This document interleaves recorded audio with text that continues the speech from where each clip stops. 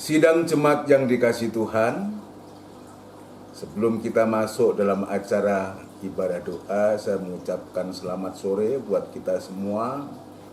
Shalom, sejahtera Tuhan kiranya tetap dilimpahkan kepada kita semua. Mari kita siapkan diri kita, hati kita, untuk kita datang kepada Tuhan. Kita tundukkan kepala sejenak. Bapa yang bertahta dalam kerajaan surga, di dalam nama Tuhan Yesus Kristus, Allah sesembahan, pujaan hati kami satu-satunya. Tidak ada Allah lain Tuhan yang patut disembah, hanya Engkau di dalam Yesus Kristus. Terima kasih Tuhan. Terima kasih, kami bersyukur jika sore hari ini kembali Engkau himpunkan kami setelah sepanjang hari kami melakukan kegiatan kami dan pekerjaan kami masing-masing. Dan sekarang Tuhan, Engkau masih memberikan kesempatan kepada kami untuk kami bisa berhimpun, berkumpul, guna kami rindu untuk beribadah kepadamu. Dan itu sebabnya kami menyerahkan hidup kami sepenuhnya ke tangan-Mu. Biar Tuhan yang menguasai, Tuhan yang menolong, memberikan kekuatan baru untuk kami bisa beribadah kepadamu Tuhan. Sucikan hati kami, terutama pengampunan yang dari Engkau Tuhan. Terima kasih Tuhan Yesus, terima kasih. Dan sekarang kami serahkan acara ibadah ini ke tangan-Mu. Ya Tuhan, kiranya Tuhan hadir tengah-tengah ibadah kami, memberkati ibadah kami dari awal sampai pada selesainya. Pelayan-pelayan-Mu yang terkait dalam ibadah ini kami serahkan ke tangan-Mu. Biar Tuhan menolong memakai kami semua, alat-alat yang kami gunakan. Tuhan juga Engkau menolong, menguasai semua Tuhan. Segala pekerjaan setan yang coba mengganggu, merintangi dalam ibadah ini, kami sehati panggil nama-Mu yang penuh kuasa untuk mengusirkan segala pekerjaan setan itu di dalam nama Tuhan Yesus Kristus, darah Kristus yang berkuasa. Terima kasih Tuhan, berikan roh puji-pujian untuk kami memuji, membesarkan nama-Mu. Di dalam nama Tuhan Yesus Kristus kami alaskan doa dan sembahyang kami. Haleluya. Amin. Puji Tuhan, saudara sekalian yang dikasihi Tuhan, mari kita siapkan diri kita untuk kita memuji, membesarkan nama Tuhan. Dan kita akan melakukan pujian dari buku Pesalu nomor 175, Ingatkan Daku. Pesalu 175, Ingatkan Daku.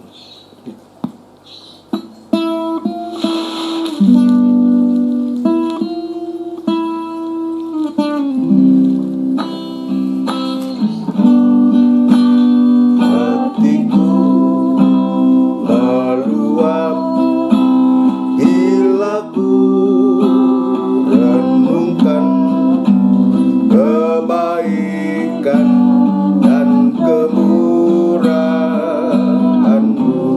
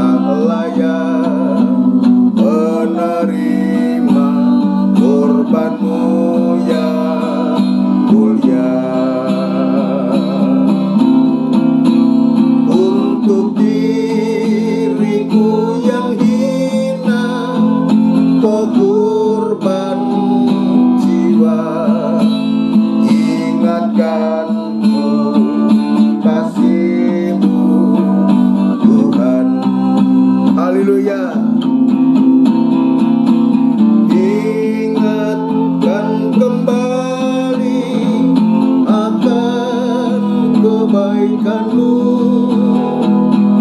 Ingatkanku selalu akan pengorbananmu. Ajarku selalu mengucap syukur. Ingatkanku akan kasih-Mu. Ingatkan kembali. Ingatkan kembali akan kebaikanmu. Ingatkanku selalu akan pengorbananmu. Ajarku selalu mengucap syukur. Ingatkanku akan kasih-Mu. Ingatkanku akan kasih-Mu.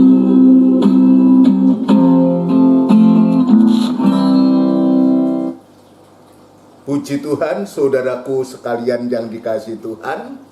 Sungguh luar biasa pujian ini mengingatkan kita betapa Tuhan itu sudah begitu baiknya terhadap kita.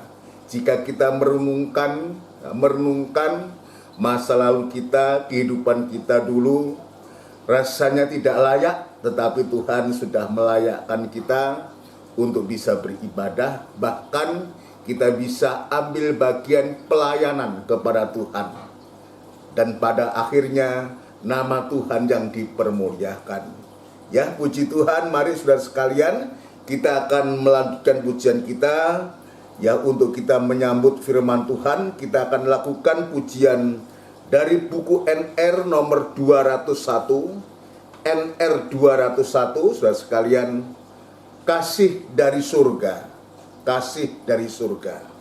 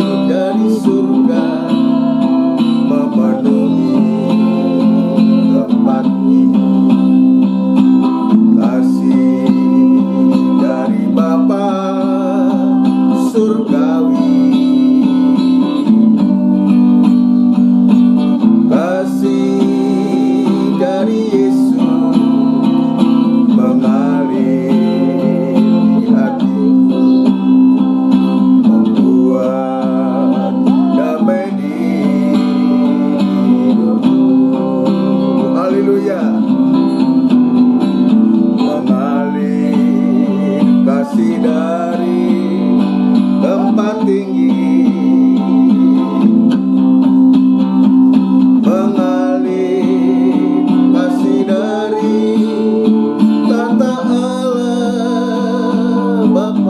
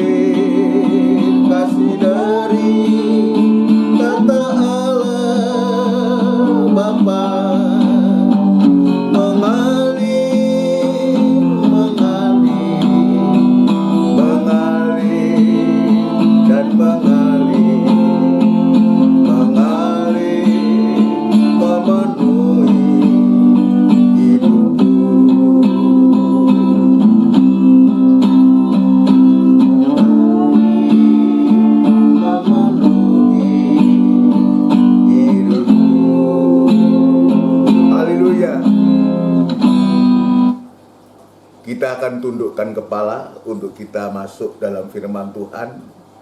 Benar Tuhan, terima kasih Engkau sudah menolong kami dalam kami memuji membesarkan nama-Mu. Dan kami sampai hari ini sangat membutuhkan aliran sungai kasih-Mu. Biarlah kasih-Mu boleh mengalir dalam hati kami, memenuhi hati kami untuk supaya kami bisa mengasihi Engkau, juga mengasihi sesama kami. Kami sangat-sangat Tuhan, sangat sadar dan mengakui, bukan kami yang lebih dulu mengasihi Engkau, tapi sesungguhnya Engkaulah yang lebih dulu mengasihi kami lewat pengorbanan-Mu di Golgota Tuhan. Terima kasih Tuhan, itu sebabnya ya kehidupan kami ini boleh mendapatkan kasih-Mu selalu untuk kami bisa beribadah, bisa melayani Engkau, bisa mendengarkan firman-Mu yang juga adalah wujud kasih-Mu sendiri. Nyatakanlah kehendak-Mu Tuhan di dalam firman-Mu.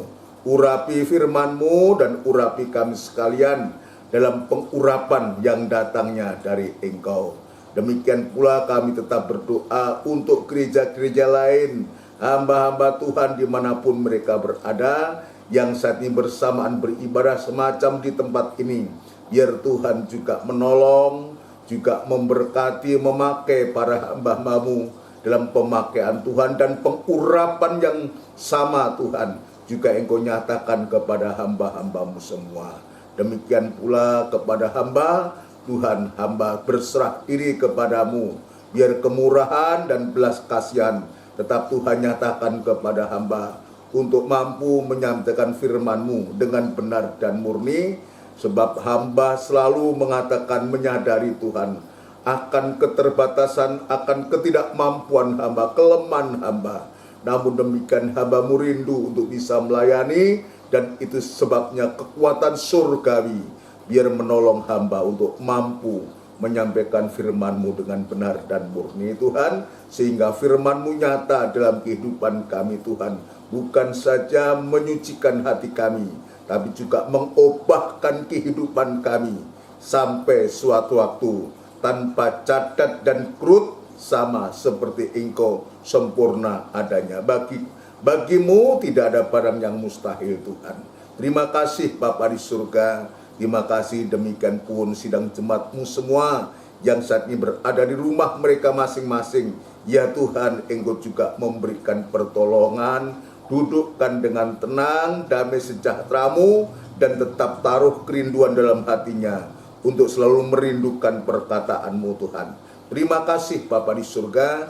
Terima kasih. Inilah seru doa permohonan kami yang jauh dari sempurna, dan kami alaskan di dalam nama Tuhan Yesus Kristus. Kami siap untuk menerima sabda-Mu.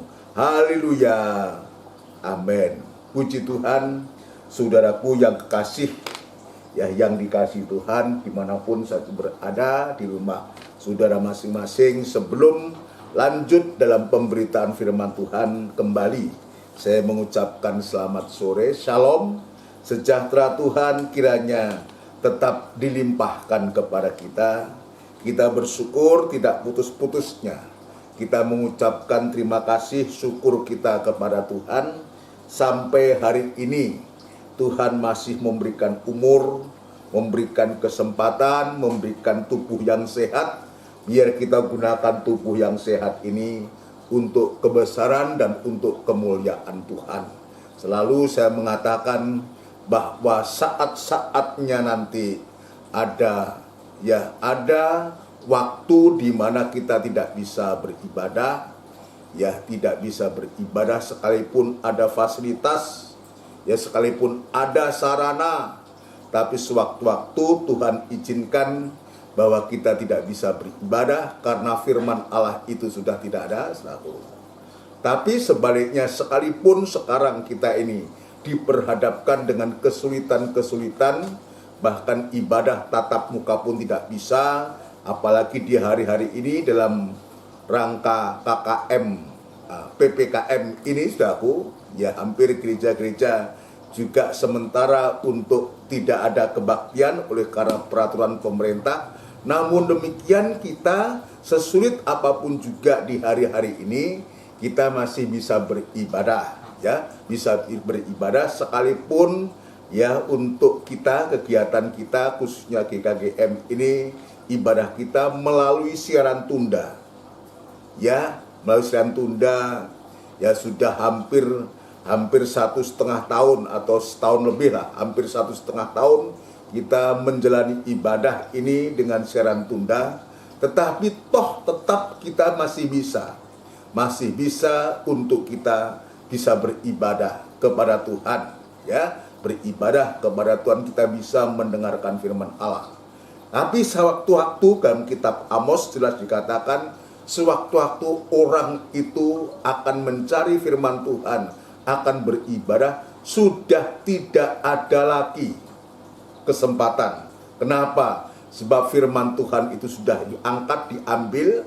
Mungkin saja Alkitab masih ada, tapi firman Allah sudah tidak ada, suatu tidak ada, ya, dan ada Alkitabnya tulisan biasa, ya, tulisan biasa tanpa makna, suatu. Tapi kuasa Allah, firman Allah diangkat, suatu. Ya, dan dari saat itulah maka betul-betul orang itu akan mencari tetapi tidak mendapatkan. Biar dia punya fasilitas, punya sarana, punya uang sebanyak apapun juga. Katakanlah dia mau charter pesawat, charter jet sekalipun untuk mencari firman Allah.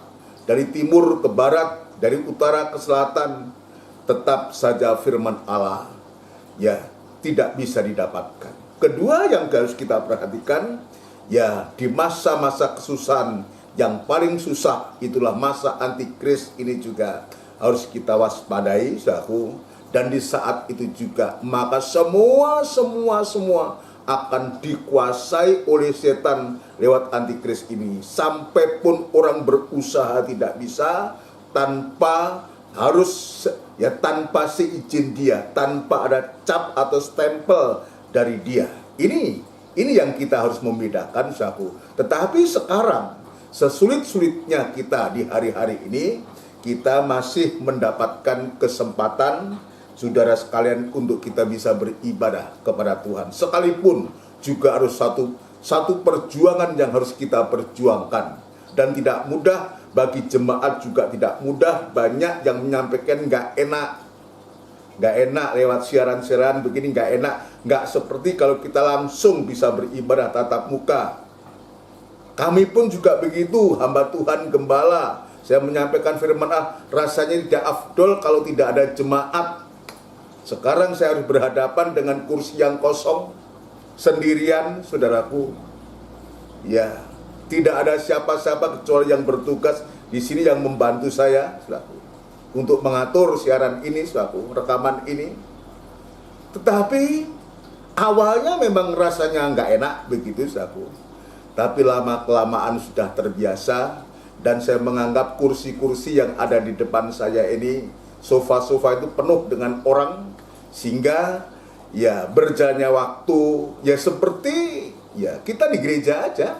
Sekalipun saya harus senyum sendiri, tertawa sendiri, menunjuk-nunjuk sendiri, saudara sekalian, tidak mengapa. Kita terima semuanya ini apa adanya. Kita terima dengan rasa syukur. Sebab Alkitab mengatakan kalau ibadah itu kita terima dengan rasa syukur, akan memberikan suatu keuntungan buatku, juga keuntungan buat sidang jemaat kalau jemaat itu bisa menerima ibadah yang apa adanya ini dengan rasa syukur, saudaraku.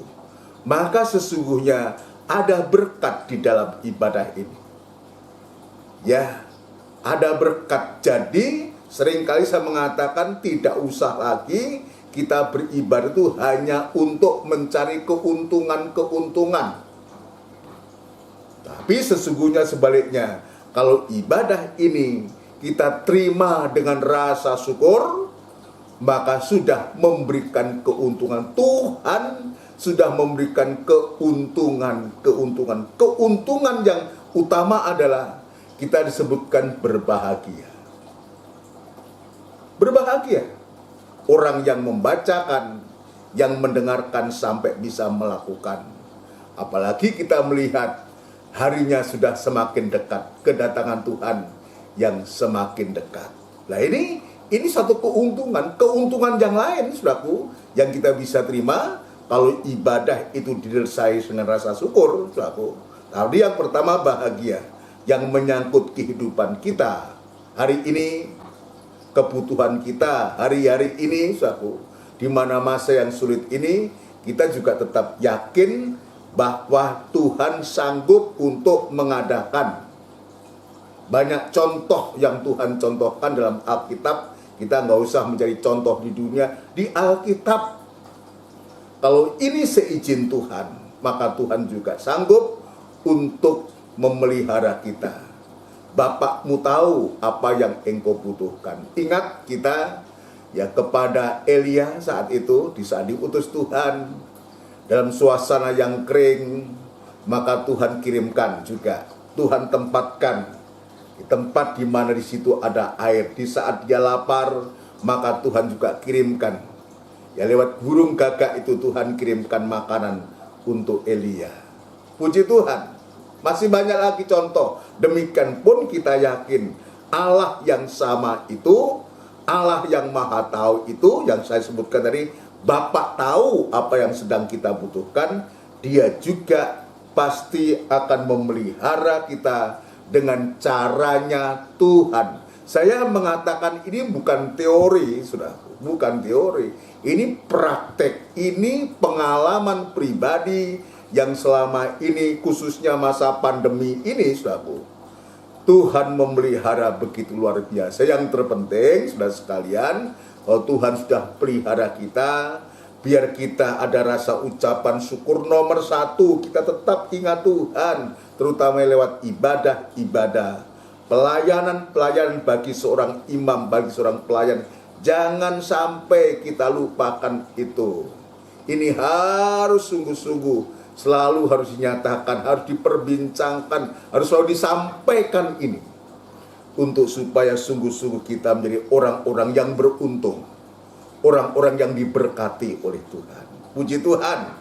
Ya, itulah saudara sekalian, mari kita akan segera masuk dalam topik kita di hari-hari ini. Kita sedang membahas tentang perjalanan bangsa Israel mulai dari tanah Mesir menuju tanah Kanaan, dan sekarang kita sudah masuk dalam ruas yang ketiga,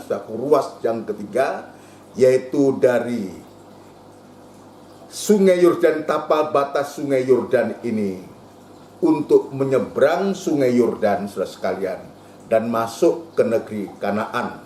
Setelah Musa hamba Tuhan itu mati, ayat firman Tuhan mengatakan, saudara, setelah Musa hamba Tuhan itu mati, saudaraku, maka Tuhan berfirman kepada Yosua bin Nun, abdi Musa itu. Jadi suatu kepemimpinan itu tidak pernah terputus. Tongkat estafet itu selalu berjalan, saudaraku. Begitu Musa itu mati, maka Tuhan menetapkan, memilih Yosua itu untuk supaya bersiap. Jadi kata bersiap ini penting. Jadi ini baru penetapan pemilihan Yosua untuk bersiap, saudaraku, menyeberangi Sungai Yordan bersama bangsa itu, bangsa Israel itu. Baru bersiap, belum pelaksananya. Nanti pelaksananya kita akan masuk fase yang ketiga. Jadi ini persiapan. Tuhan berbicara kepada Yosua, ayat yang kedua, Yosua pasal pertama, tidak mengapa kita membaca ulang, sebab ini luar biasa.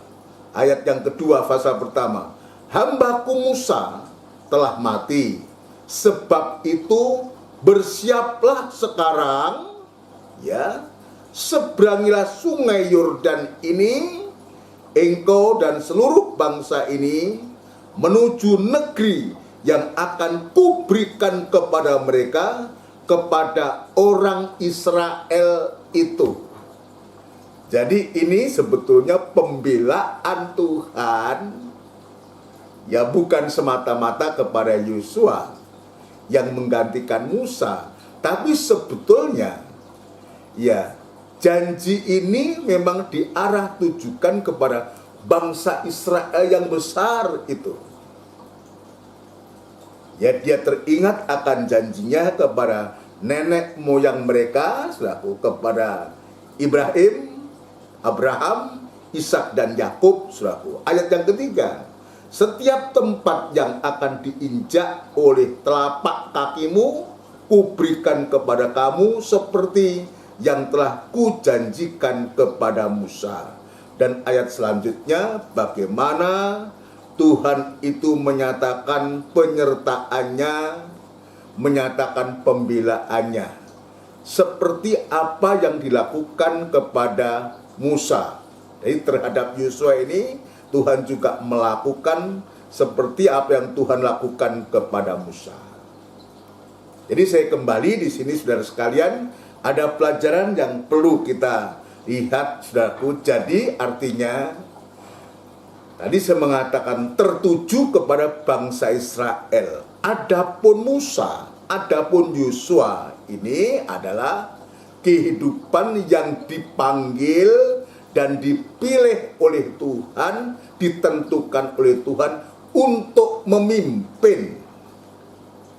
Untuk memimpin bangsa yang disebutkan adalah miliknya Allah, bangsa yang disebutkan anak laki-lakinya Allah, anak yang digolo-golo oleh Allah ini, maka Tuhan menetapkan Yosua di sini.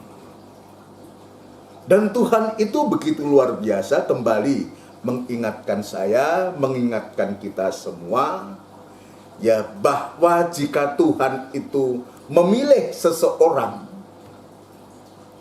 saudara sekalian, menentukan seseorang, bukan hanya dengan tangan kosong, sudah ditetapkan, sudah terserah kamu. Tidak. Tuhan menetapkan, memilih, maka Tuhan juga menyertakan kuasanya atas kehidupan Yosua yang dipilih oleh Tuhan. Ini jelas.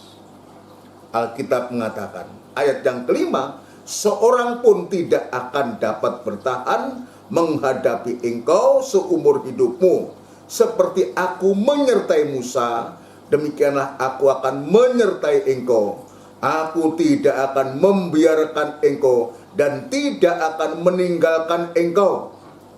Dan ayat yang ke-6 dan seterusnya, bagaimana Tuhan juga mengatakan, kuatkan dan teguhkanlah hatimu, sebab engkaulah yang akan memimpin bangsa ini memiliki negeri yang kujanjikan dengan sumpah kepada nenek moyang mereka untuk diberikan kepada mereka. Jadi ini luar biasa.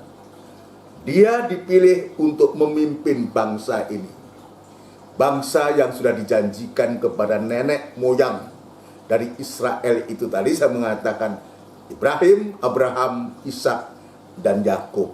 Ini kata kuatkan dan teguhkanlah hatimu yang pertama. Yang kedua, ya, dia katakan ayat 7, hanya kuatkan dan teguhkanlah hatimu dengan sungguh-sungguh, bertindaklah hati-hati sesuai dengan seluruh hukum yang telah diperintahkan kepadamu oleh hambaku Musa. Janganlah menyimpang ke kanan atau ke kiri, supaya engkau beruntung kemanapun engkau pergi. Jadi ini berjalan, ya, bukan hanya dalam penyertaan Tuhan, ya, untuk dia ditetapkan, tapi juga berjalan berdasarkan hukum, berdasarkan firman Tuhan. Aturan hukum Allah ini harus tetap ditegakkan. Ini yang harus kita pelajari. Ini yang kedua. Tidak boleh menyimpang ke kiri atau kena ke kanan.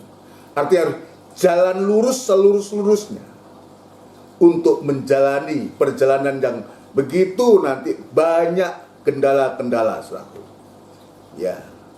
Lalu kata kuatkan dan teguhkan hati yang ketiga ini penting, saudaraku.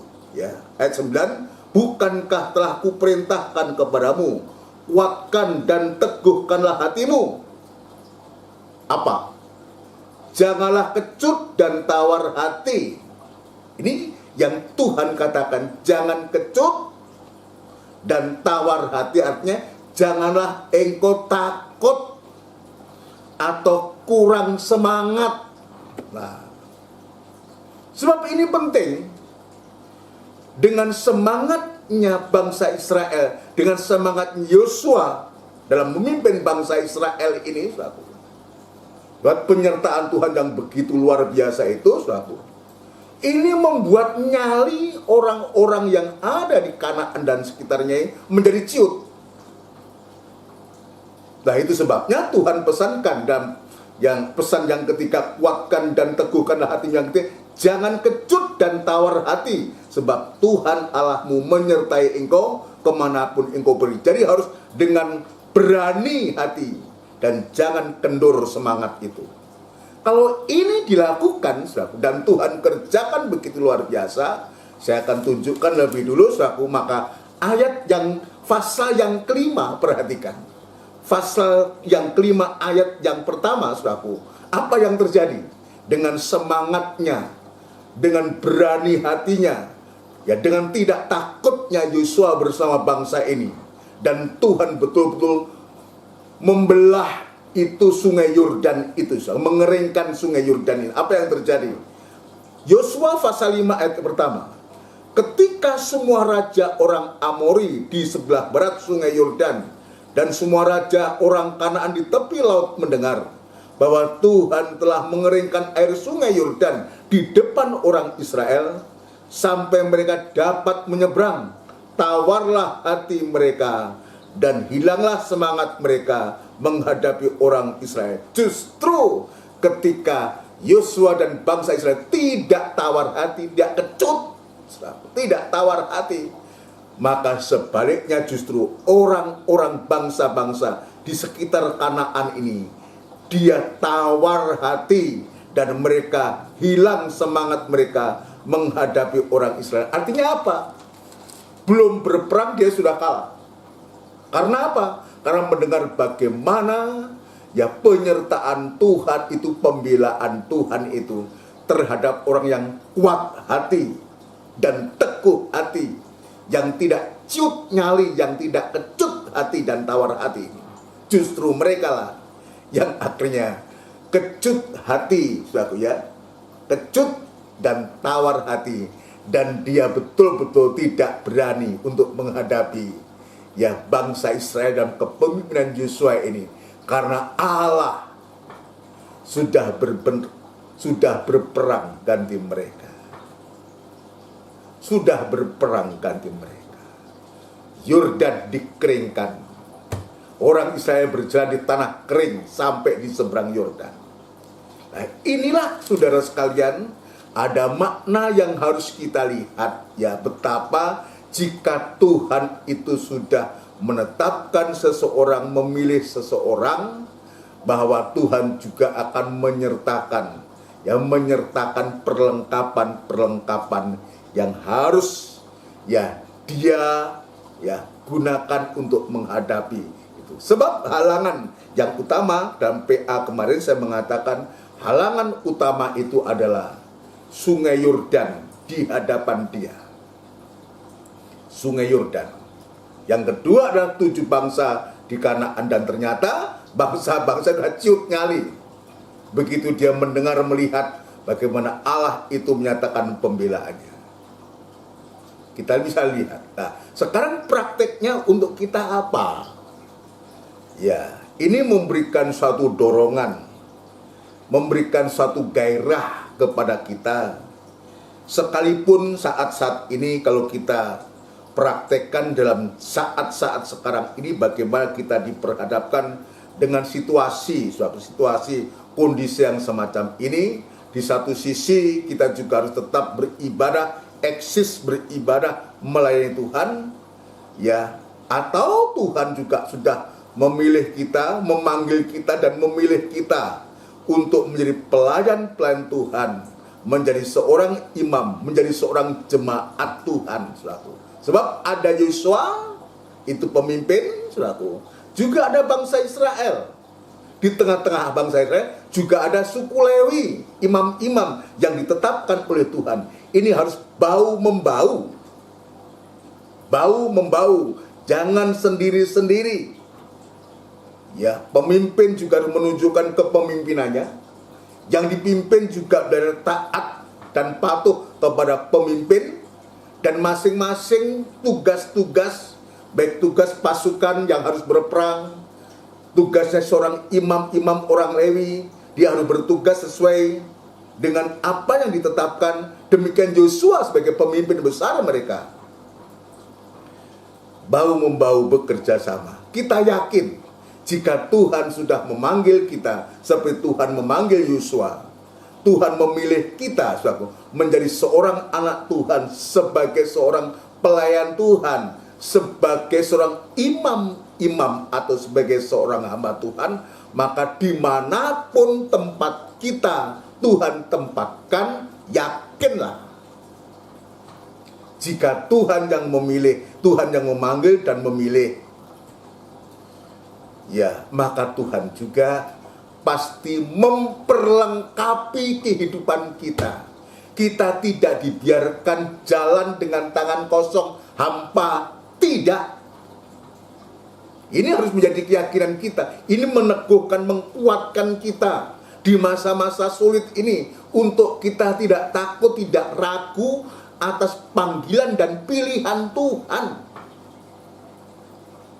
Ya, jangan kita mengatakan, pandemi, dah di rumah aja, ibadah di rumah, pelayan di rumah. Ya memang kita lakukan ini, tetapi jangan sampai dan kita melakukan tugas-tugas ibadah, biar kita lakukan seperti di saat kita belum mengalami pandemi. Tetap semangat, tetap bergairah, tetap berkobar-kobar. Kenapa?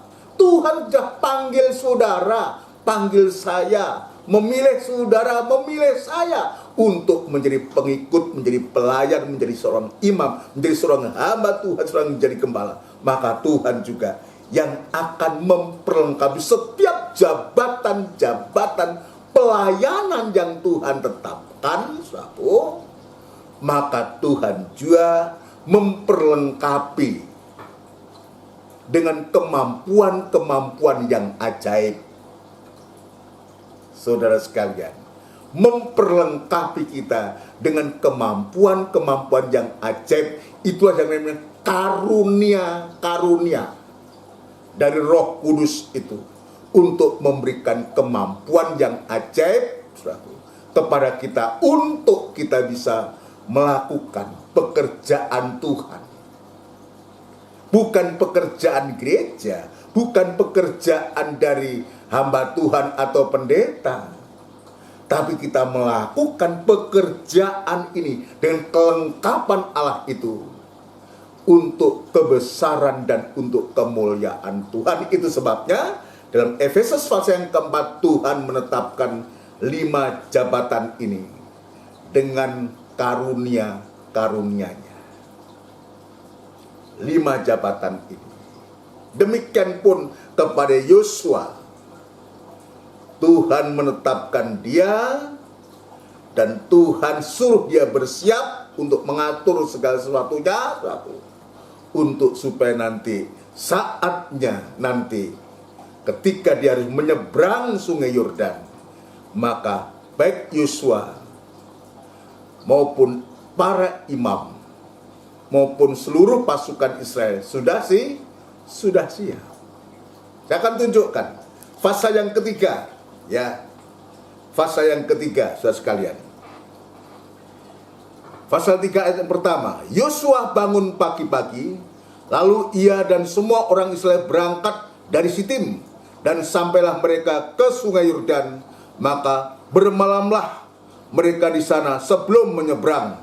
Setelah lewat 3 hari, para pengatur pasukan menjalani seluruh perkemahan dan memberi perintah kepada bangsa itu, katanya, segera sesudah kamu melihat tabut perjanjian Tuhan Allahmu yang diangkat para imam yang memang suku Lewi, maka kamu harus juga berangkat dari tempatmu dan mengikutinya.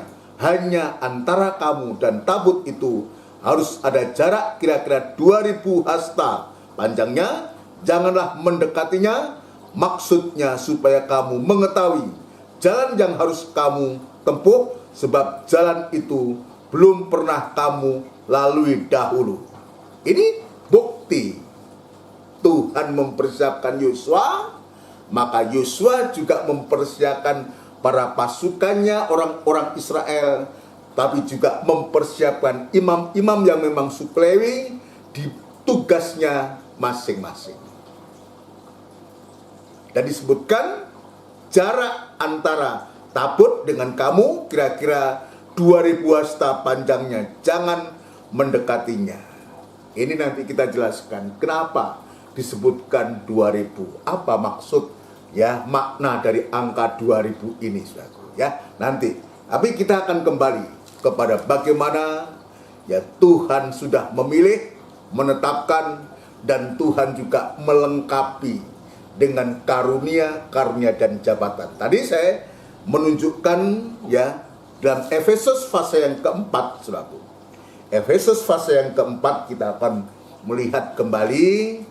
Ya, Efesus fase yang keempat kita akan baca bagaimana Tuhan mempersiapkan ketika Tuhan menetapkan ya orang-orang yang dipilihnya, maka Tuhan juga nanti akan memberikan karunia-karunia yang ajaib. Efesus pasal yang keempat, ayat yang ke-11 mulai. Ayat yang ke-11.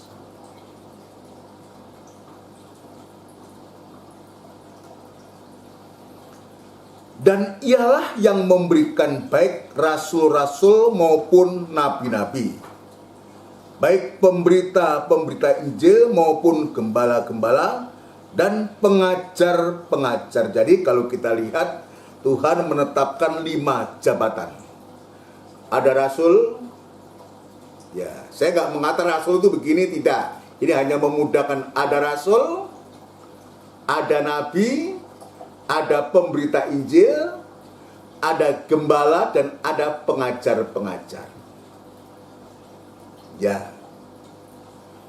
Dan kelima jabatan ini, saudara sekalian, semuanya akan dipakai Tuhan, bukan untuk kita masing-masing mengerjakan sak maunya sendiri, tidak. Tapi kita lihat, ya, ayat 12, untuk memperlengkapi orang-orang kudus bagi pekerjaan pelayanan, bagi pembangunan tubuh Kristus, sampai kita semua telah mencapai satu kesatuan iman dan pengetahuan yang benar tentang anak Allah, kedewasaan penuh dan tingkat pertumbuhan yang sesuai dengan kepenuhan Kristus.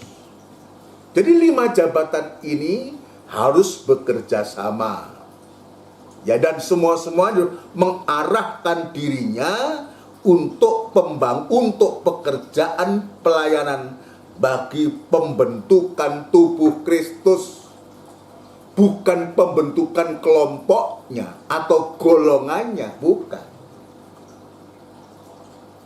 Maka nabi dengan gembala juga harus bekerja sama, ya. Rasul dengan pemberita Injil bisa bekerja sama, dan semua bisa bekerja sama juga dengan para pengajar untuk pekerjaan pelayanan, ya, untuk pekerjaan pelayanan bagi pembangunan tubuh Kristus. Jadi kalau untuk pembangunan tubuh Kristus, maka harusnya semua jabatan itu harus bau-membau. Yang juga tidak kalah pentingnya, tadi saya mengatakan, jika Tuhan itu juga menetapkan jabatan-jabatan itu, maka Tuhan juga memberikan karunia-karunia. Saudara sekalian, ya, kalau kita membaca dalam 1 Korintus, ya, saya teringat itu 1 Korintus, mudah-mudahan tidak salah, ya.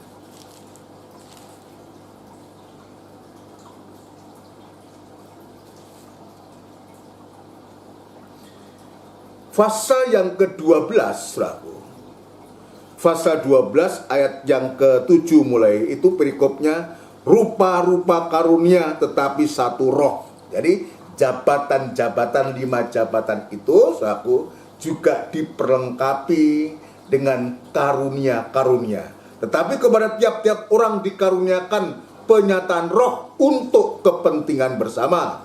Sebab kepada yang seorang roh memberikan karunia untuk berkata-kata dengan hikmat, dan kepada yang lain roh yang sama memberikan karunia untuk berkata-kata dengan pengetahuan. Kepada yang seorang roh yang sama memberikan iman, dan kepada yang lain ia memberikan karunia untuk menyembuhkan. Kepada yang seorang roh memberikan kuasa untuk mengadakan mujizat, dan kepada yang lain ia memberikan karunia untuk bernubuat, dan kepada yang lain lagi ia memberikan karunia untuk membedakan bermacam-macam roh. Kepada yang seorang ia memberikan karunia untuk berkata-kata dengan bahasa roh, dan kepada yang lain ia memberikan karunia untuk menafsirkan bahasa roh itu. Tetapi semuanya ini dikerjakan oleh roh yang satu dan yang sama, yang memberikan karunia kepada tiap-tiap orang secara khusus seperti yang dikehendakinya. Kalau saya bagi, saudaraku, secara sederhana bahwa jabatan rasul ini semua tertulis dalam Alkitab ini. Jabatan rasul ini ya dengan karunia hikmat untuk berkata-kata dengan hikmat. Kepada nabi ya Tuhan memberikan karunia untuk bernubuat, menyampaikan berita-berita yang akan terjadi ke depan. Kepada pemberita Injil atau penginjil itu diberikan karunia iman, karunia kesembuhan, karena karunia mujizat, saudaraku. Ini kepada seorang pemberita Injil. Kepada seorang gembala diberikan karunia untuk menimbang roh, mengartikan bahasa roh. Ini penting bagi seorang gembala dalam sidang jemaat, saudaraku. Kepada seorang guru Tuhan juga karuniakan pengetahuan, marifat atau pengetahuan untuk bisa mengajar dalam sidang jemaat, saudara. Jadi inilah yang Tuhan tunjukkan ya kepada kita, saudaraku, kepada kita dulu, kepada Yosua, bagaimana Tuhan mempersiapkan itu. Ya, bersiap untuk mempersiapkan diri untuk menyeberangi sungai Yordan dan bangsa-bangsa yang nanti akan dihadapi. Tuhan siapkan begitu rupa, tetapi untuk sekarang kita, ketika Tuhan memanggil kita, memilih kita, menetapkan kita sebagai umat Tuhan, sebagai pelayan Tuhan, sebagai imam-imam, sebagai jemaat Tuhan, maka Tuhan juga persiapkan kita. Yang tujuannya apa? Tujuannya untuk pembangunan tubuh Kristus. Sama dengan Yosua mempersiapkan semua untuk bisa dibawa masuk sampai ke negeri Kanaan. Apa itu Kanaan? Itulah kegerakan ya gereja Tuhan hujan akhir, yaitu kegerakan pembentukan tubuh Kristus juga arti rohaninya. Untuk kita menjadi mempelai wanita Tuhan, menjadi gereja sempurna, menjadi tubuh Kristus, mempelai wanita Tuhan, untuk sampai kita bisa ya dengan terbentuknya tubuh Kristus atau mempelai Tuhan itu, maka Tuhan Yesus akan segera datang. Dan kita sekarang dalam persiapan itu untuk mengarah kepada satu tujuan, baik dalam Efesus pasal 4 tadi, maupun tujuan daripada Yosua dan bangsa yang ke Kanaan, yaitu untuk supaya terbentuknya tubuh Kristus. Ini di hari-hari ini yang harus kita perjuangkan, saudaraku. Ya, setelah Tuhan begitu rupa mempersiapkan kepada Yosua penyertaan, pembelaannya, bahkan dia tidak akan meninggalkan, ya, maka Tuhan sebutkan sampai 3 kali. Ya, 3 kali, ya Tuhan katakan, kuatkan dan teguhkanlah hatimu. Ya, teguhkanlah hatimu. Ya, janganlah kecut dan tawar hati, sebab Tuhan Allahmu menyertai engkau kemanapun engkau pergi. Dan setelah itu disampaikan kepada Yosua, saudara sekalian, kita lihat ada satu pelajaran yang indah sekali, khususnya buat saya. Apa yang dilakukan? Ayat yang ke-10, Yosua 1 ayat yang ke-10, saudaraku. Yosua 1 ayat 10. Lalu Yosua memberi perintah kepada pengatur-pengatur pasukan bangsa itu, katanya, jalanilah seluruh perkemahan dan perintahkanlah kepada bangsa itu demikian, sediakanlah bekalmu, sebab dalam 3 hari kamu akan menyeberangi sungai Yordan ini untuk pergi menduduki negeri yang akan diberikan Tuhan Allahmu kepadamu untuk diduduki. Jadi Yosua pun, ya, dia merasa dia bukan siapa-siapa tanpa adanya rakyat bangsa Israel yang besar ini. Dan memang Tuhan sudah mempersiapkan, ya, memilih Yosua untuk memimpin bangsa Israel untuk menyeberang sampai ke negeri Kanaan. Tetapi yang kita lihat bagaimana Yosua ingin untuk supaya setiap atau semua disebutkan tadi, ya, jalanilah seluruh perkemahan dan perintahkanlah kepada bangsa itu demikian. Jadi artinya dia juga mengkaitkan semua kelompok, sebab itu ada 12 suku, ada 12 suku, maka dia penting untuk dia bisa sebagai pemimpin untuk merangkul semua pihak tanpa ada pandang bulu. Ke-12 suku Israel mulai dari Ruben yang sulung sampai saudara-saudara semua itu diberitahu apa isinya, ya, sediakanlah bekalmu, ya, jadi sediakanlah bekalmu. Jadi ini penting, kata bekal itu penting. Bekal itu bukan hanya makanan, yang harus dipersiapkan bukan hanya makanan, memang makanan itu penting, tapi juga perlengkapan yang lain, saudara sekalian, yang harus dipersiapkan untuk menghadapi sungai Yordan itu. Ya, jika Tuhan izinkan nanti hari Minggu saya akan menyampaikan apa itu sungai Yordan. Apa itu kata 3 hari itu.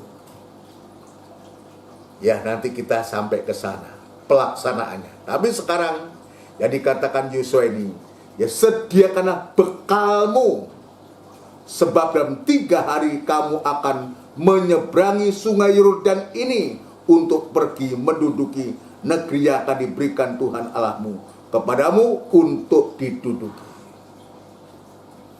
Perlengkapan, bukan hanya bekal makanan, tapi perlengkapan. Sebab ini menyangkut harus menghadapi bangsa-bangsa, tentu persiapan juga alat-alat perang yang harus dipersiapkan juga. Tetapi memang ternyata akhirnya bangsa-bangsa di Kanaan itu sudah ciut nyali karena dia melihat keadaan bangsa Israel yang dibela oleh Tuhan. Nah, kepada kita sekarang ini, kita sedang diperhadapkan juga kan di hari-hari. Kalau dulu, ya, Israel dan Yosua dan Israel diperhadapkan sungai Yordan dan bangsa-bangsa. Sekarang Tuhan izinkan kita menghadapi situasi yang semacam ini. Ya, diperhadapkan dengan situasi yang semacam ini, masa pandemi ini, maka kita pun juga harus membekali diri, mempersiapkan diri, saudara sekalian. Ya, bekal yang paling utama adalah bekal makanan, ya, makanan, minuman, ini penting. Ya, biar ada senjata, kalau nggak ada makanan, nggak ada minuman, ya kita bisa lapar, lemak, bisa mati, saudara. Mati sebelum berperang, saudara, karena kelaparan. Nah, sekarang bekal makanan, jadi disebutkan bekalmu, termasuk makan. Apa itu bekal makanan itu? Bekal yang menyangkut makanan, itulah firman Tuhan. Minum Roh Kudus, ya, bekal firman Tuhan, urapan Roh Kudus ini penting di hari-hari ini, saudara. Untuk apa? Untuk membuat kita tetap semangat. Itu sebabnya tadi ayat hanya kuatkanlah dan teguhkan hatimu dengan sungguh-sungguh bertindak hati-hati sesuai dengan seluruh hukum yang telah diperintahkan kepadamu oleh hambaku Musa. Jangan menyimpang ke kanan atau ke kiri, supaya engkau beruntung kemanapun engkau pergi. Jadi firman Tuhan itu, kemarin saya menunjukkan firman penggembalaan itu, firman Tuhan itu harus juga sudah menjadi pelita bagi kaki, terang bagi jalan kita. Bukan hanya memuaskan kita, memberikan gairah kepada kita, yang membuat kita tidak ciut hati, ya, tetapi juga firman Tuhan yang kita terima di hari-hari ini, yang bagaikan makanan itu memuaskan kita, tapi juga firman Tuhan itu menuntun kehidupan kita, yang mengatur kehidupan kita, yang mengatur menjadi pelita bagi kaki dan terang dari jalan kita. Ada semacam menjadi mercusuar yang memberikan arah kita. Kalau kapal itu, ya, untuk memberikan arah mercusuar, untuk supaya kita tahu arah kita, kemana kita harus pergi. Demikian pula firman Tuhan itu akan menuntun kita, menggiring kita. Saudara sekalian, untuk apa? Untuk supaya dengan firman ada bekal firman Tuhan dalam urapan Roh Kudus ini, maka kita tetap yakin dan percaya, kita tidak kecut dan tawar hati dan menghadapi situasi demikian. Kenapa? Karena Allah mengatakan, sebab Tuhan Allahmu menyertai engkau kemanapun engkau pergi. Ini di hari-hari kita sedang diuji, nyali kita diuji, ya, kita dipertontonkan, diperlihatkan. Kemarin saya mengatakan, kita duduk di rumah, di pekerjaan, di jalan, yang kita dengar hanya sirine, baik itu orang sakit atau orang sudah mati. Ini kita diperhadapkan, ini nyali kita diuji. Bagaimana hati kita ketika kita diperdengarkan auman sirine ini? Apakah kita kecut dan tawar hati, atau kita tetap yakin bahwa Tuhan itu menyertai kemanapun kita pergi? Dia tidak membiarkan kita, ya, bahkan seorang pun tidak akan dapat bertahan menghadapi engkau seumur hidupmu, kata Tuhan kepada Yosua. Ini yang Tuhan tunjukkan. Di samping firman itu penting buat kita, maka juga ada yang lain yang harus kita persiapkan bekal kita, yaitu perlengkapan senjata Allah. Ya, kalau dulu Yosua perintahkan kepada orang-orang saat itu, para pengatur pasukan itu, menjalani juga menyediakan bekalmu, tapi buat kita di samping kita butuh firman dan urapan Roh Kudus ini untuk membuat kita teguh hati, kuat dan teguh hati, menjadi perwira dan perkasa, saudara sekalian, ya, yang menjadi yakin dan berani, saudara sekalian. Maka juga tidak kalah pentingnya kita memperlengkapi diri dengan senjata atau perlengkapan senjata Allah. Dalam Efesus pasal yang ke-6, saudaraku, sana disebutkan, ya, atau lebih baik kita baca Efesus pasal yang ke-6, yang harus kita persiapkan bekal, perlengkapan dalam pertempuran ini, saudara sekalian, ya. Efesus pasal yang ke-6. Ya, kalau dulu kita diperhadapkan dengan ada wujudnya, kita diperhadapkan sungai Yordan. Zaman itu ada sungai yang harus diseberangi. Ada bangsa-bangsa di seberang sana yang harus dihadapi.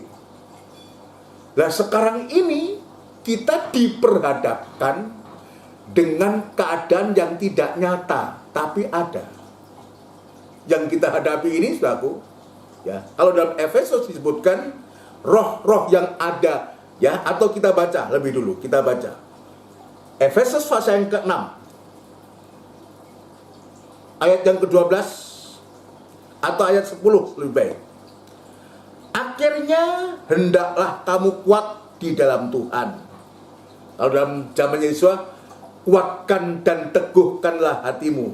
Paulus mengatakan, akhirnya hendaklah kamu kuat di dalam Tuhan, di dalam kekuatan kuasanya. Ini kan sama. Kuatkan dan teguhkanlah hatimu, ini kan sama ini. Ya, hendaklah kamu kuat di dalam Tuhan dan di dalam kekuatan kuasanya.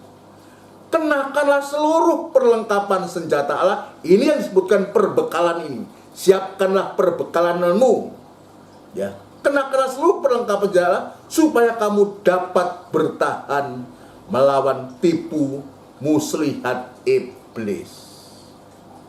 Bisa bertahan, tidak ngacir, tidak kecut hati, tidak tawar hati, tapi minimal kita bisa bertahan untuk melawan tipu muslihat iblis.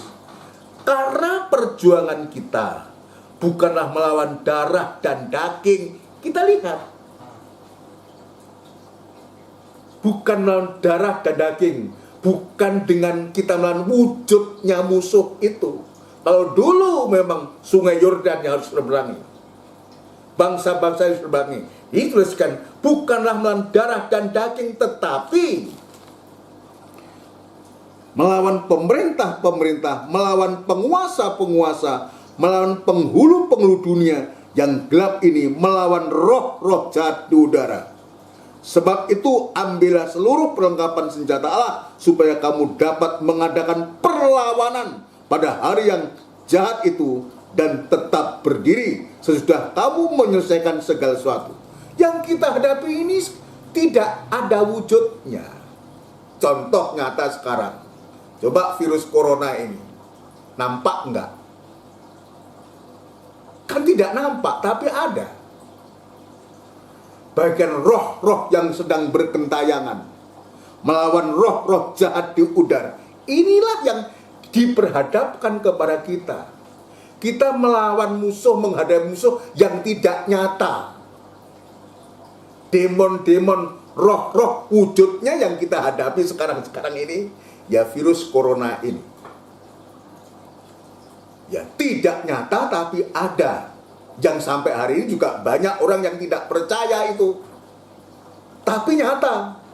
Buktinya apa? Ya banyak membunuh, menyakiti orang-orang banyak, dan juga membuat orang itu mati karena itu.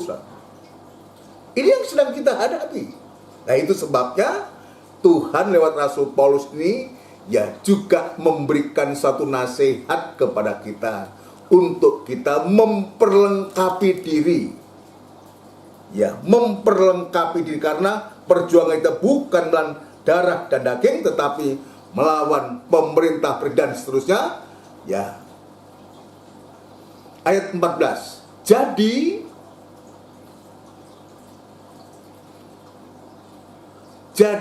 berdirilah tegap, berikat pingganglah kebenaran, dan berbaju sirahkan keadilan. Kakimu berkasutkan kerelaan untuk memberitakan Injil damai sejahtera. Dalam segala keadaan pergunakanlah perisai iman, sebab dengan perisai itu kamu akan dapat memadamkan semua panah api dari jahat. Dan terimalah ketopong keselamatan dan pedang roh, yaitu firman Allah. Dalam segala doa dan permohonan, berdoalah setiap waktu di dalam roh, dan berjaga-jaga di dalam doamu itu dengan permohonan yang tak putus-putusnya untuk segala orang kudus, supaya kepadaku, jika aku membuka mulutku, dikaruniakan perkataan yang benar, agar dengan keberanian aku memberitakan rahasia Injil. Ini sampai Paulus juga mengatakan, doakan juga untuk aku. Doakan juga kepada pemberita-pemberita firman Allah. Bukan hanya kita mempersiapkan perlengkapan senjata Allah, saudaraku, tetapi juga mendoakan para hamba-hamba Tuhan, para pendeta, para gembala-gembala, untuk supaya diberikan keberanian hati untuk menyampaikan rahasia Injil yang kulayani sebagai utusan yang dipenjarakan. Berdoalah supaya dengan keberanian aku menyatakannya, sebagaimana seharusnya aku berbicara. Jadi ini bau-membau. Bagaikan Yosua dengan semua pengikut-pengikutnya atau orang-orang yang dipercayakan itu, saudara sekalian, untuk supaya sungguh-sungguh pada akhirnya bau-membau. Dia katakan, Yosua memberi perintah kepada pengatur-pengatur pasukan bangsa itu dan betul-betul bekerja sama. Kepada jemaat Tuhan, di samping kita juga sama-sama memperlengkapi diri dengan senjata-senjata yang Tuhan berikan, itulah firman Allah dan Roh Kudus. Ini yang tadi saya katakan. Dan sekarang firman Allah dan urapan Roh Kudus itu harus menjadi pelita bagi kita, terang bagi jalan kita, untuk membawa, mengatur kita, membentengi kita, membekali kita, untuk kita menghadapi yang namanya tadi sekarang bukan demon-demon, roh-roh jahat, roh-roh yang ada di udara, yang sedang mengincar kita, yang wujudnya tidak ada, tapi dia ada. Dan itu bisa membinasakan dan punya daya punya daya untuk membinasakan sangat besar. Sekarang coba kita lihat, sudah berapa di Indonesia yang sudah meninggal, sudah mati karena virus ini, yang tidak nampak ini. Jadi sebabnya, jadi kita masing-masing kita memperlengkapi diri. Secara rohani dengan firman dan Roh Kudus.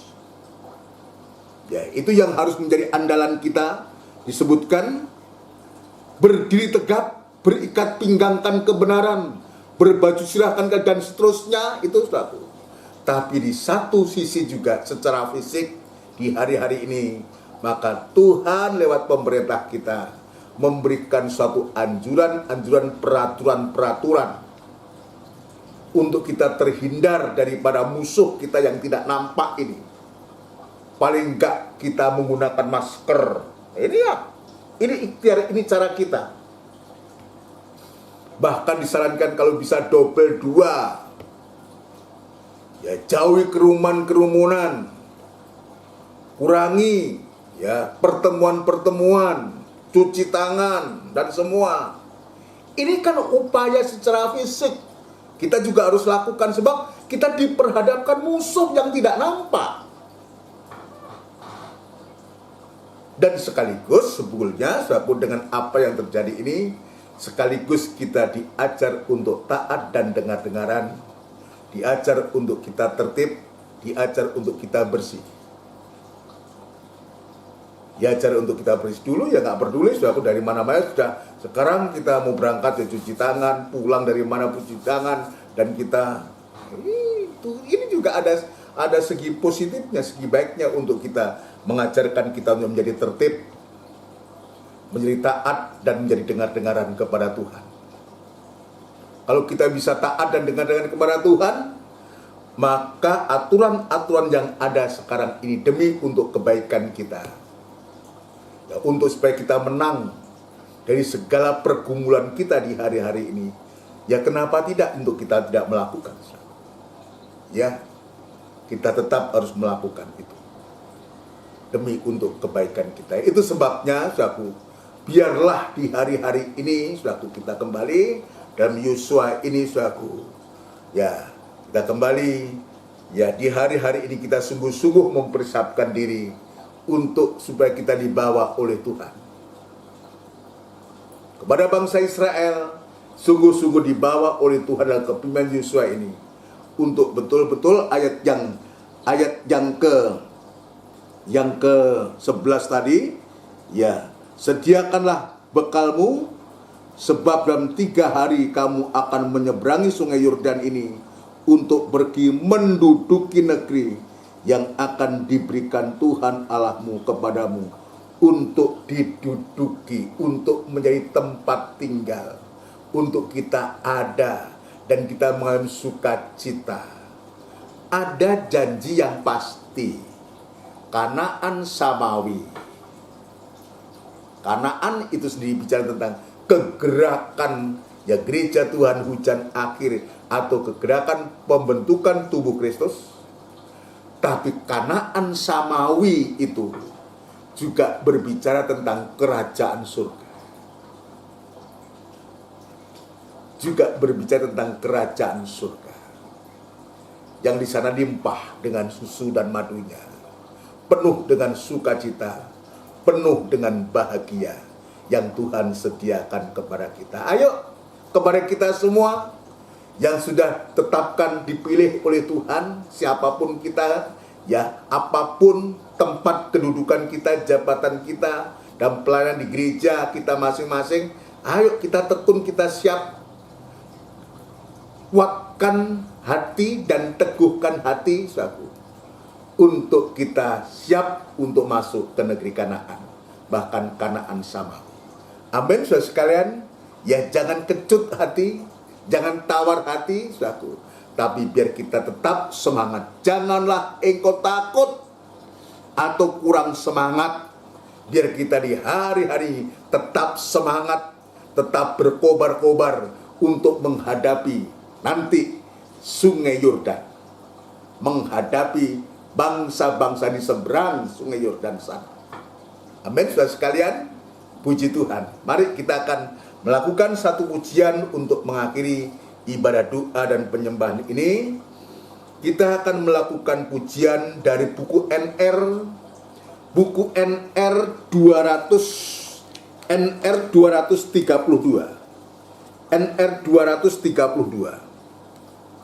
Agung dan mulia Tuhan. NR 332, agung dan mulia Tuhan.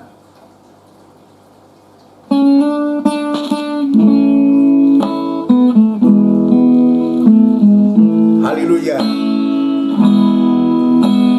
Agung dan mulialah Tuhanku,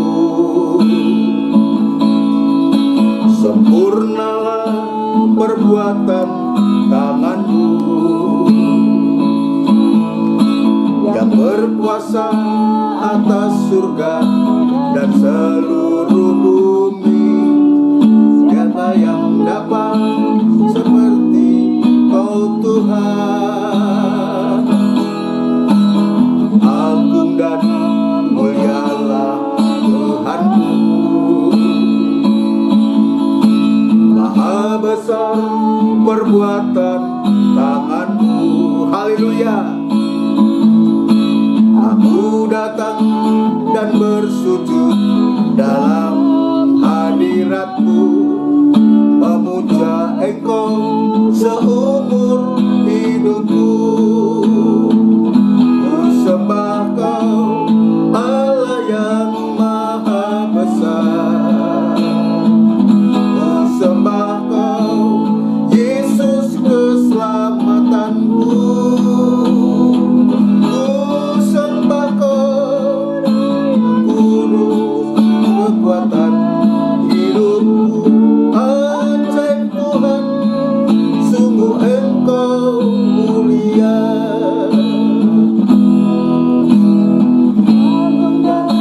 Mulialah Tuhanku,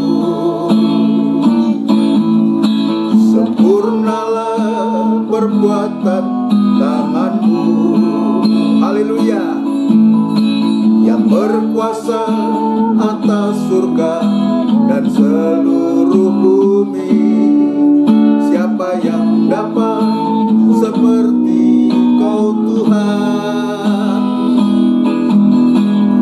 Agung dan mulialah Tuhanku, Maha besar perbuatan tanganmu.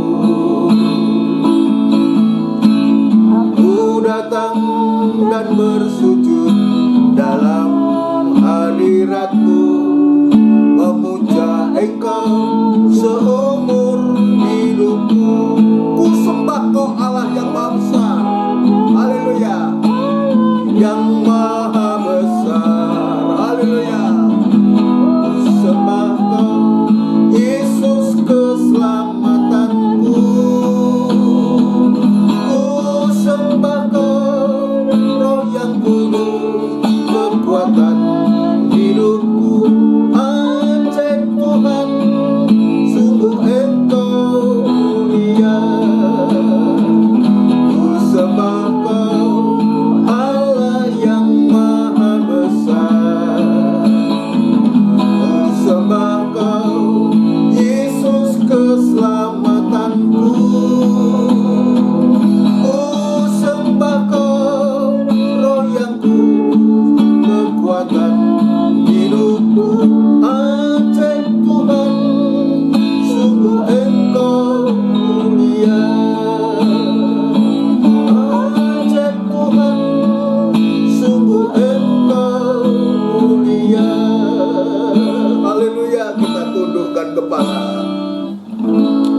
haleluya, haleluya. Haleluya Tuhan, terima kasih Tuhan. Terima kasih untuk lawatan-Mu pada sore malam hari ini. Tuhan, Engkau sudah menolong kami. Biarlah Tuhan kami boleh menyembah Engkau Tuhan. Engkau yang maha besar, yang sudah menyertai Tuhan, bahkan tidak meninggalkan kami.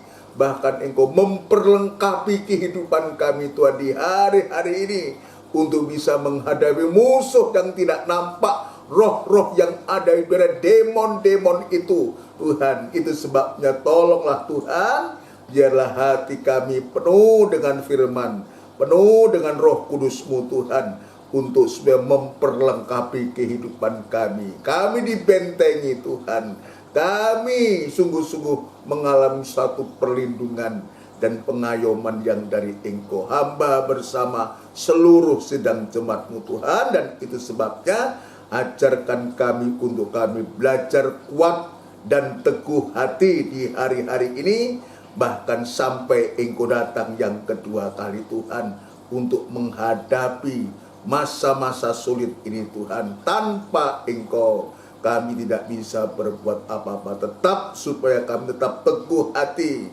tidak menyimpang ke kanan atau ke kiri, dan kami tetap mematuhi firman-Mu Tuhan. Terima kasih Tuhan, terima kasih Engkau sudah memberkati kami, dan bila berkat tetap melimpah dalam hati, dan kami boleh menjadi berkat bagi orang lain. Terima kasih Tuhan, terima kasih. Di dalam nama Tuhan Yesus Kristus kami alaskan doa dan sembahyang kami. Haleluya, amin. Puji Tuhan.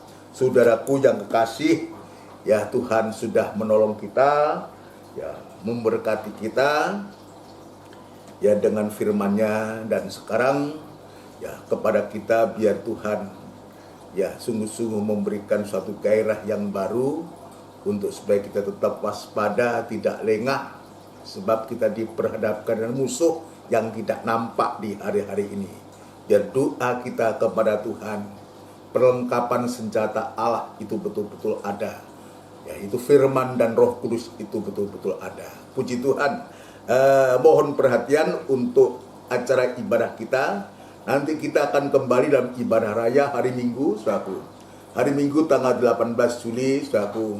Ibadah raya yang dimulai jam 5:30 sore tepat, dan dilanjutkan ibadah PA hari Rebo, dan pada hari Kamis seperti sekarang ini ibadah doa dan penyembahan. Kiranya ya biarlah jam-jam ibadah ini, apapun keadaan kita, biar kita tetap tekuni, sebab dari sana Tuhan akan memberikan suatu berkat-Nya, perlindungannya, penyertaannya, untuk kita dimampukan untuk kita menghadapi dalam masa-masa yang sulit ini. Nggak usah putus asa, ya memang kita semua harus menghadapi, tapi biar kita tetap teguh hati, kuat dan teguh hati, untuk menghadapi masa-masa sulit ini, ya. Jangan kita lewatkan ibadah-ibadah kita.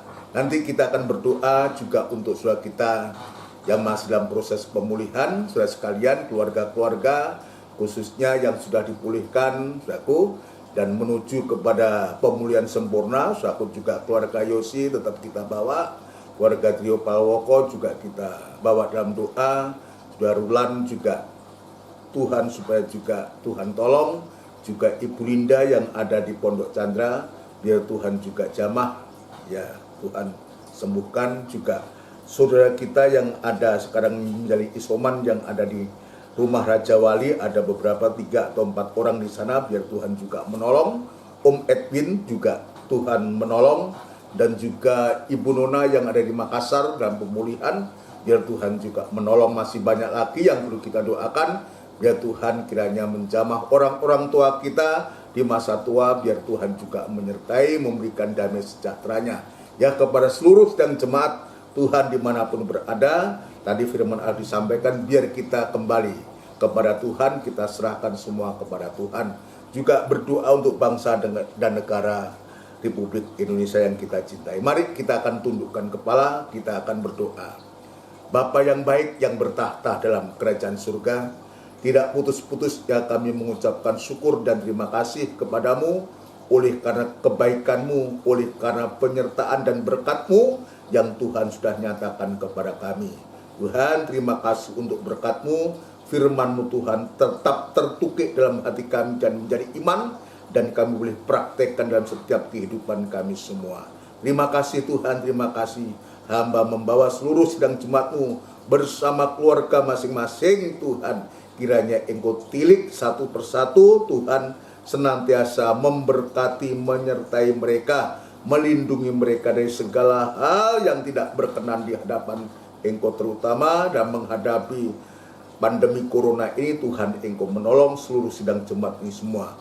Tetap berkatilah mereka Tuhan dalam usaha pekerjaannya, nikah, rumah tangga, terutama ibadah dan pelayanannya. Kesulitan-kesulitan, pergumulan dari jemaat-Mu Tuhan, menyangkut soal ekonomi dan semua, Tuhan kami serahkan ke tangan-Mu, biar Tuhan juga menolong. Terima kasih Tuhan, sidang jemaat-Mu yang hari-hari ini masih dalam proses pemulihan. Tuhan, Engkau juga nama-nama yang sudah kami sebutkan, baik yang di rumah maupun di rumah sakit, ya Tuhan kami serahkan ke tangan-Mu. Tuhan campur tangan dan menolong dan menjamah semua dan menjadi sembuh secara sempurna, dan mereka pulih kembali dalam aktivitasnya. Dan itu sebab segala pekerjaan setan dalam bentuk apapun juga yang mengganggu, merintangi terutama hati mereka, kami sehati panggil nama-Mu yang penuh kuasa untuk mengusirkan segala pekerjaan setan itu di dalam nama Tuhan Yesus Kristus, darah Kristus yang berkuasa. Terima kasih Tuhan, terima kasih Tuhan, terima kasih. Ibadah-ibadah yang Engkau telah sediakan kepada kami, biar ajarkan kami Tuhan untuk bisa menekuninya, sebab Engkau di sana akan menolong kami lewat firman-Mu Tuhan. Terima kasih Tuhan, terima kasih bangsa dan negara kami Republik Indonesia yang kami cintai ya Tuhan. Engkau menolong Tuhan apa yang sedang di hari-hari diperjuangkan oleh bangsa kami, pemimpin-pemimpin kami. Tuhan, Engkau tolong memberikan kekuatan, memberikan kemampuan, hikmat, kebijaksanaan yang dari surga untuk bisa mengatur segala sesuatunya, khususnya dalam menangani pandemi corona ini Tuhan. Terima kasih, dan kami rindu Tuhan, kami mohon kemurahan-Mu, belas kasihan-Mu, segera lalukan pandemi ini dari bangsa kami, dari dunia ini, supaya umat-Mu bisa beribadah kembali seperti sedia kala, dan nama Tuhan dipermuliakan. Terima kasih Tuhan, terima kasih Tuhan, terima kasih. Pakai para pemimpin kami, mulai dari Bapak Presiden, Wakil Presiden, jajaran menteri yang ada, pejabat tinggi negara di pusat, di daerah, TNI, Polri, semua bahu-membahu Tuhan untuk mengatasi masalah yang sedang dihadapi oleh bangsa kami ini Tuhan. Terima kasih memberikan ketenangan dan sejahtera-Mu, jauhkan dari pertengkaran, jauhkan dari permusuhan, jauhkan dari hal yang tidak berkenan, tapi memberikan hati yang satu sama untuk menghadapi masalah yang sedang dihadapi bangsa kami ini. Terima kasih Tuhan. Sebentar kami berpisah, sebentar juga kami beristirahat malam. Tuhan, kami serahkan diri kami ke tangan-Mu, dan Tuhan jaga lindungi kami. Terima kasih Tuhan. Terima kasih saudaraku yang kekasih. Biarlah rahmat anugerah cinta yang besar yang datangnya dari Allah Bapa, Sang Putra dan Roh Kudus yang sepenuhnya di dalam nama Tuhan Yesus Kristus. Haleluya. Amin. Puji Tuhan saudara sekalian. Selamat malam, Tuhan memberkati. Salam sehat buat kita semua. Amin.